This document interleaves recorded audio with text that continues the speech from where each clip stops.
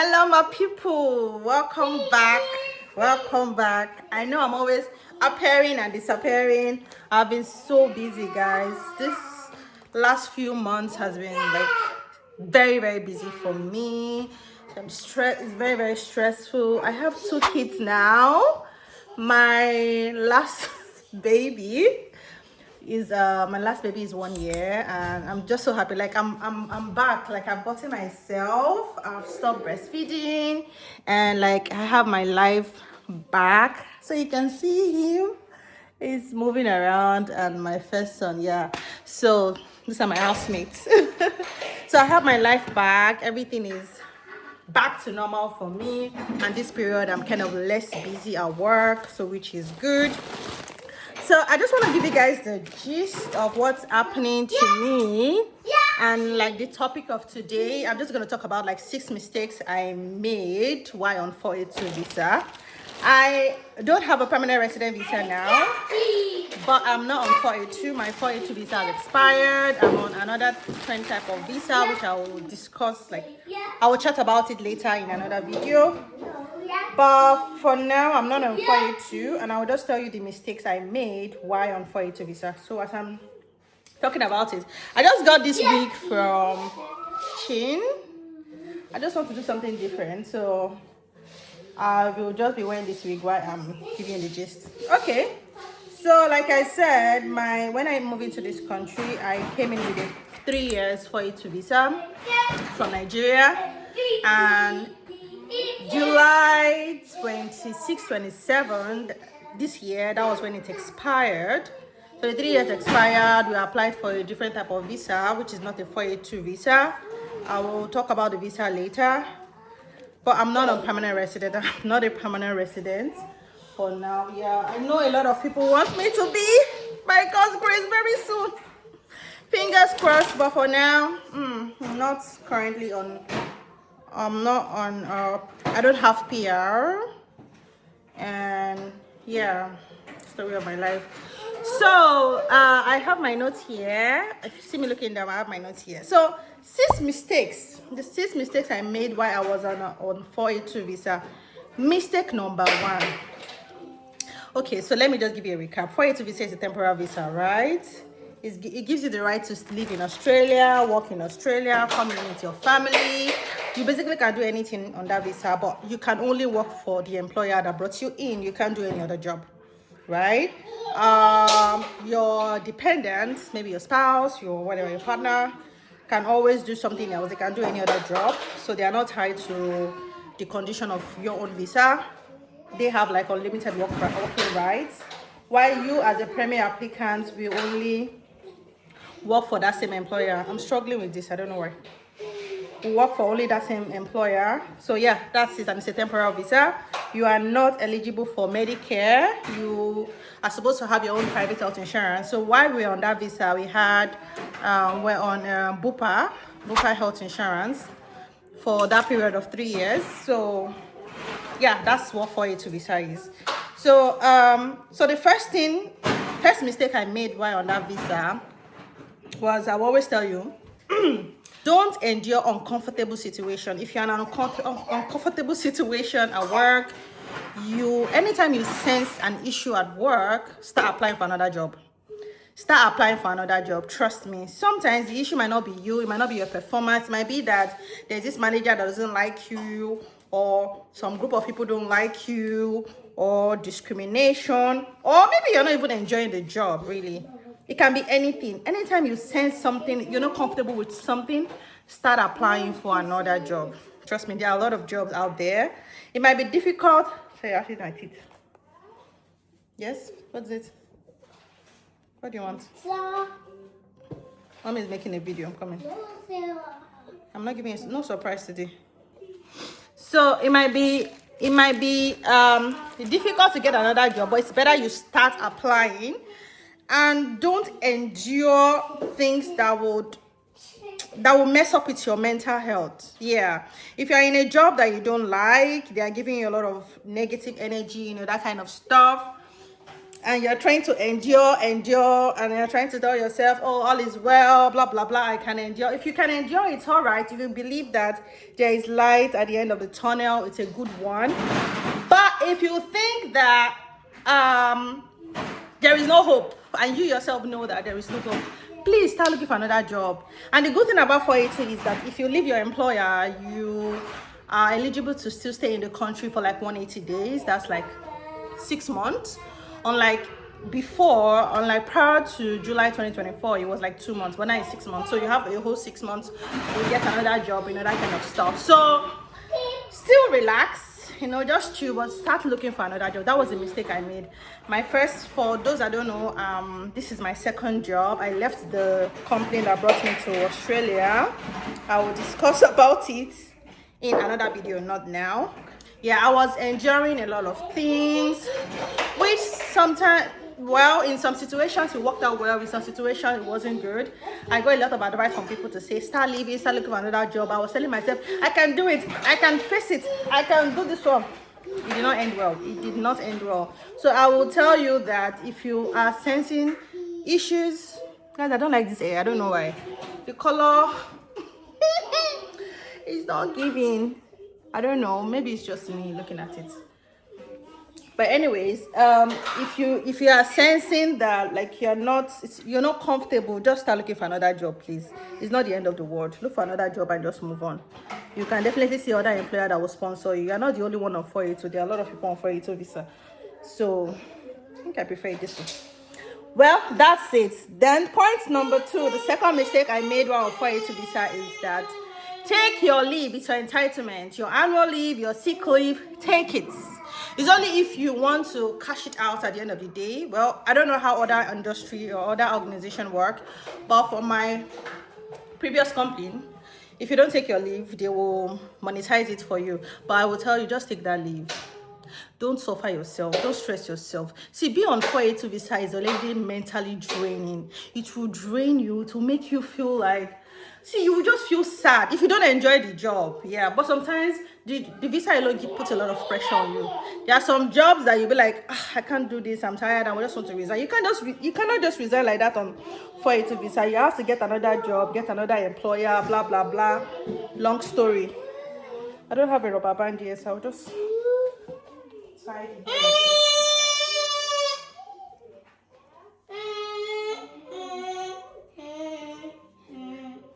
Fine this way. So take your leave. Like just take your leave, take your annual leave. If you feel sick, if it's not always when you're sick you take your leave. If you are not mentally okay to work on that day, take your leave, relax. Like, you cannot come and kill yourself. If you lost your loved ones, take your leave. I recently lost my dad few months ago. See, I didn't also want to talk about it. I lost my dad anyways, and I was supposed to take my leave, but long story. I was saying, okay, let me just do the work. Well, I just put the job ahead of my mental health, and it didn't work out well at the end of the day. So I'll tell you to take your leave, like enjoy yourself. Yes, your visa is already mentally draining. You don't want something that will put you in a situation that you don't want. You don't want to mess up with your mental health. So take that leave. Take that leave. Yes. Rest if you don't even have any plan. Rest, sleep, watch movie, do something, visit a friend, go outside, I don't know, just go outside and have fun and enjoy yourself. That's what I would say. So take that leave. Trust me, that's the biggest mistake I made. In my previous firm, I was telling myself, previous firm, and this is my current firm, I was telling myself, don't worry, let me work more, hard work. Sometimes hard work no dey pay. Hard work is just suffered. Trust me, you can work hard and at the end of the day you will not be appreciated. So take that leave and enjoy yourself. So coming to point number 3 is do not get pregnant on 482. You see this one, I will loud it. How can I loud this thing? I am going to loud this one. I will loud it. Do not get pregnant on a temporal visa, whether it's 482 or any other temporal visa. Do not. Reason why is because you don't have Medicare, right? You're going to pay a lot of money. So I'm going to put a link of the video where I explain the cost of giving birth, how much we paid to give birth to baby, our second baby on 482 visa, and we paid a lot of money. Although we had a very good health insurance, and I think it was at there we were paying like 700 or something every month. Yes, we were paying that amount of money every month, and which actually helped a lot. By the end of the day, we still paid a lot of money. And I'll tell you, don't do it. Do not do it. For every antenatal visit, I had to pay. I don't know if maybe different people, different story, but mine was like, no. So I will tell you, do not even try. Don't try to, please. Don't try to get pregnant on 482 visa. You're not going to like it. You are not going to like. It's not going to end well. So if you can manage and plan well, when you have your PR, you get pregnant, you have that comfort, things will just be a bit easier on like 482. Yeah, if you can try, please don't. So that's the mistake I made. Another fourth mistake I made was I did not start my skill migration program on time. Like I didn't create my EOI on time. So when I moved into the country, I was waiting for my employer, as I then I was waiting for my employer to give me PR, because they told me, oh, we're going to give you PR after 2 years. I was thinking it's just going to be like a quick transition. Like once I come in after 2 years, they'll do this for me. I don't know, it's a lie. It's not that it's a lie, it's just that there are just lots of things based on performance, based on budget, based on this story is just too long. At the end of the day, it didn't work out well. Yes, I stayed 2 years, 2 years plus in that organization, and I didn't get any PR, nothing. I worked hard, I worked late, I cried, I laughed, different things happened. I put in my best. Yeah, I got promoted at a point, but PR I did not see. Shishi I did not see. So yeah, that was the mistake I made. Assuming the time I joined the firm, I created my EOI, I did my skill assessment, I did my English and all of those stuff. It would have been better. Maybe by now I could have gotten my permanent residency. But anyway, I did not. I don't know. Yeah, you're making noise with that blocks. Give it to me. You're making so much noise with that blocks. I don't have a microphone. So go and play with something else. So, yeah, I just got carried away at that. Yeah, you're making noise. Please. So I got carried away and yeah, I didn't do what I was supposed to do at the right time. Now, see, 3 years down the line, I still don't have permanent residency because of the mistake I made when I joined. So I will tell you, immediately you get your 482 and you step your leg into the country, have a plan B, C, D. Have plans from B to Z.